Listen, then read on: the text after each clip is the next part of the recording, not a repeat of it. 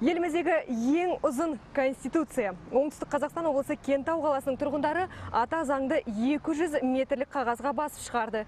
Идея авторы тарих пәнінің мұғалімі Тұрар Мәдениетұлы мереке күні қала тұрғындарына осындай тамаша тарту жасады.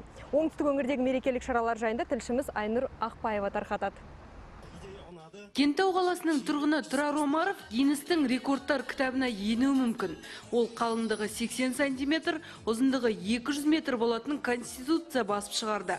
Оны жасау үшін 300 ватман қағаз кеткен. Басып шығару үшін жарты күн, ал жинақтауға 10 күн қажет болыпты. Басты құжат қазақ және орыс тілінде жарық көрді. Оны біз елбасымыздың Ақорда сайтынан алдық. Ешқандай қате болған жоқ. Оны біздің әділет басқармасымен кеңестік, сөйтіп жасадық. Оны әшейін басып шығарудың өзіне қағазға 12 сағат уақыт кетті. Мен ойлаймын, енді дүние жүзіндегі бұл бірінші сондай конституция болып шықты.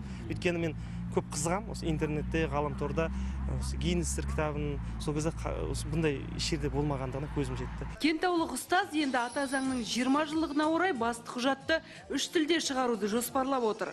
Ұзындығын 300 метрге жеткізсем дейді. Сонымен қатар ұлық мереке күні оңтүстікте 7 бірдей әлеуметтік нысан ел игілігіне берілді.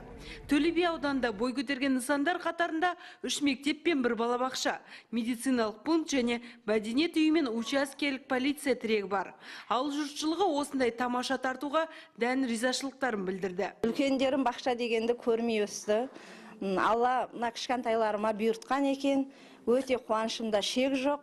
Осы екі баламды, қызым мен баламды балабақшаға әкеп отырмын. Өте қуаныштымын. Садиктің тәрбиесі өте бөлек.